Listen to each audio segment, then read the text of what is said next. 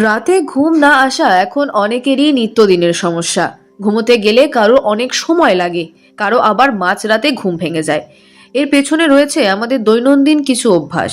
এই অভ্যাসগুলোকেই একসঙ্গে বলা হয় স্লিপ হাইজিন, অর্থাৎ এমন জীবনযাপন পদ্ধতি যা নিয়মিত অনুসরণ করলে শরীর ও মস্তিষ্ক স্বাভাবিকভাবে ঘুমের জন্য প্রস্তুত হয়। ভালো ঘুম শুধু বিশ্রামই নয়, এটি স্মৃতিশক্তি, মানসিক স্বাস্থ্য, রোগ প্রতিরোধ ক্ষমতা এবং কর্মক্ষমতার সঙ্গেও সরাসরি সম্পর্কিত। তাই স্লিপ হাইজিন মেনে চলা মানে নিজের সামগ্রিক স্বাস্থ্যের যত্ন নেওয়া। প্রতিদিন একই সময়ে ঘুমোতে যাওয়া এবং একই সময়ে জেগে ওঠা আমাদের দেহ ঘড়িকে ঠিক রাখে, যাকে বলা হয় সার্কেডিয়ান রিদম। এ ঘড়ি ঠিক করে দেয় কখন ঘুম আসবে এবং কখন শরীর জেগে ওঠার জন্য প্রস্তুত হবে। অনেকেই মনে করেন ছুটির দিনে দেরি করে ঘুমালে আগের দিনের ঘুমের ঘাটতি পুষিয়ে যায়, কিন্তু এতে উল্টো পরদিন আবার ঘুমাতে সমস্যা হয়।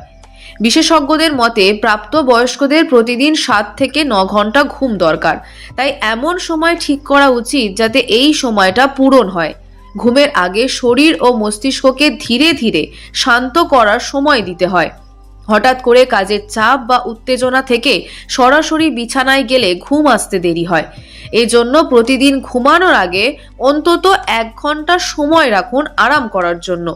এই সময়টায় আপনি যা করতে পারেন সেগুলি হলো গরম জলে স্নান, এতে শরীর ঠান্ডা থাকবে; হালকা যোগব্যায়াম পেশির টান কমাবে; ধ্যান বা গভীর শ্বাস নেওয়ার ব্যায়াম; শান্ত গান বা প্রাকৃতিক শব্দ শোনা; বই পড়া।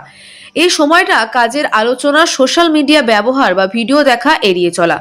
ডিজিটাল ডিভাইস থেকে বের হওয়া নীল আলো ঘুমের জন্য প্রয়োজনীয় মেলাটোনিন হরমোনের নিঃসরণ কমিয়ে দেয়, ফলে শরীর বুঝতে পারে না যে এখন ঘুমের সময়। এছাড়া মোবাইলে মেসেজ, ভিডিও বা নিউজ দেখলে মস্তিষ্ক আরো সক্রিয় হয়ে ওঠে, যা ঘুমে বাধা দেয়। তাই ঘুমানোর অন্তত 30 থেকে 60 মিনিট আগে স্ক্রিন ব্যবহার বন্ধ রাখা সবচেয়ে ভালো। প্রয়োজনে ফোন বেডরুমের বাইরে রাখুন। নাইট মোড বা ব্লু লাইট ফিল্টার ব্যবহার করুন। নোটিফিকেশন বন্ধ রাখুন। নিয়মিত ব্যায়াম মানসিক চাপ কমায় এবং গভীর ঘুমে সাহায্য করে।